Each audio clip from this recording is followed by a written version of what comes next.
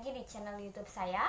Dan di video kali ini saya akan membahas materi bahasa Indonesia tentang surat menyurat, yaitu dari kelompok 8. Nah, ngomong-ngomong, ini adalah video bahasa Indonesia, video review bahasa Indonesia yang terakhir, karena ini adalah materi dari kelompok yang terakhir, yaitu kelompok 8. Langsung aja kita ke video intinya.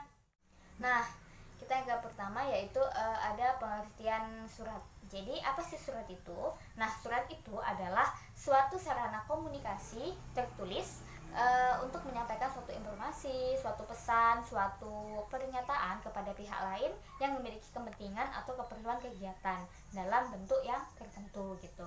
Nah, dengan surat ini itu diharapkan agar informasi yang disampaikan ini itu sampai pada tujuan atau sampai kepada pihak yang dituju gitu. Nah, selanjutnya, jadi apa sih fungsi surat itu? Jadi surat ini berfungsi sebagai alat penghubung secara tertulis. Nah, kemudian sebagai bukti hitam di atas putih yang memiliki kekuatan hukum. Nah, kemudian sebagai bukti sejarah untuk kebutuhan riset. Nah, kemudian sebagai pengingat atau sebagai arsip. Nah, kemudian sebagai dokumentasi. Nah, selanjutnya itu ada tujuan surat. Seperti yang sudah saya katakan sebelumnya, jadi surat ini bertujuan untuk menyampaikan informasi kepada suatu pihak. Kemudian untuk menyampaikan maksud dan tujuan dari isi hati si penulis gitu. Nah, kemudian untuk mendapatkan suatu tanggapan dari pihak yang dituju kepada penulis gitu. Nah, selanjutnya, surat itu memiliki suatu kelebihan. Jadi apa sih kelebihannya surat itu? Kenapa nggak langsung bertemu aja dengan orangnya kayak gitu? Jadi surat ini memiliki kelebihan, yaitu satu, itu ada murah. Nah, yang kedua itu daya jangkaunya luas. Nah, kemudian yang ketiga itu sifatnya lebih formal dan lebih efektif. Kemudian yang keempat itu bisa dijadikan sebagai bukti hitam di atas putih gitu. Nah, jadi selanjutnya itu ada syarat-syarat surat yang baik dan benar. Jadi bagaimana sih surat yang baik dan benar itu? Nah, jadi satu, jadi surat ini harus disusun sesuai dengan teknik penyusunan surat yang benar.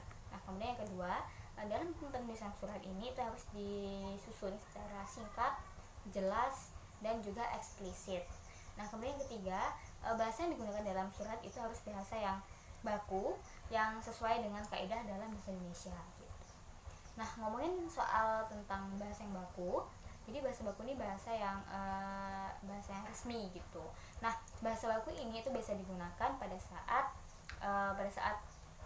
ada pembicara, pada saat kita berbicara di depan umum seperti itu, di acara-acara yang resmi seperti itu. Nah, kemudian digunakan untuk laporan resmi atau pada saat penulisan ilmiah. Nah, kemudian digunakan untuk pada saat kita berbicara dengan orang yang kita hormati seperti itu dan lain sebagainya. Nah, selanjutnya itu ada jenis-jenis surat.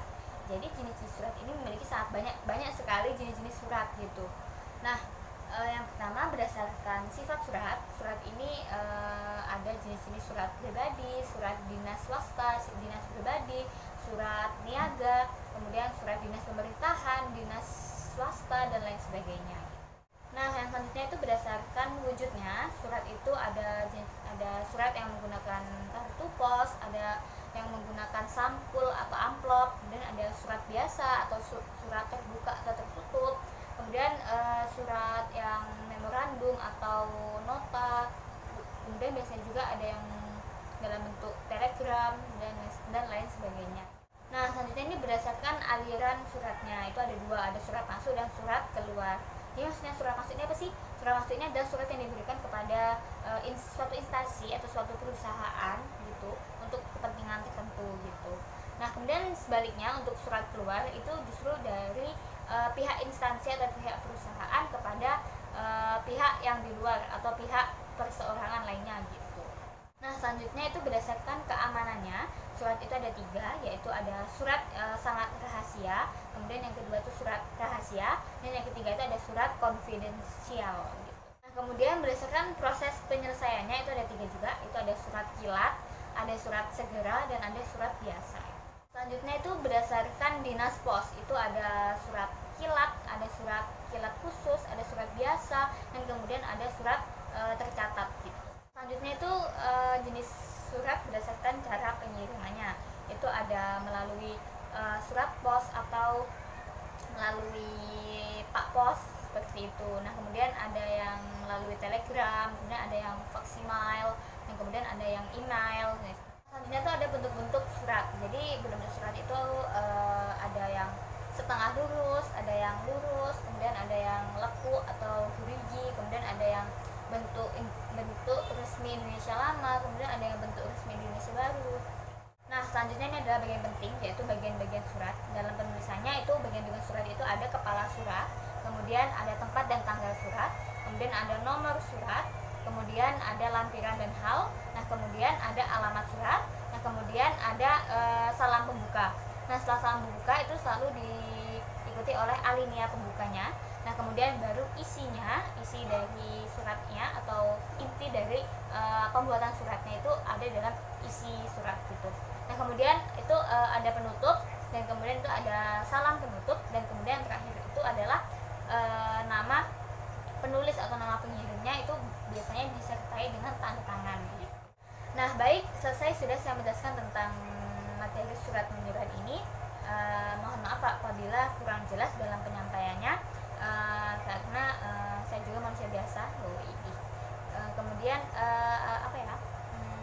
terima kasih yang sudah menonton video-video saya mulai dari awal review hingga yang terakhir ini. Terima kasih banyak, dan semoga apa yang saya sampaikan, apa yang saya berikan itu bermanfaat untuk yang menonton gitu. Dan saya akhiri, wassalamualaikum warahmatullahi wabarakatuh. Bye. Tunggu di video selanjutnya. Ini nggak tahu bakal ada video apa lagi.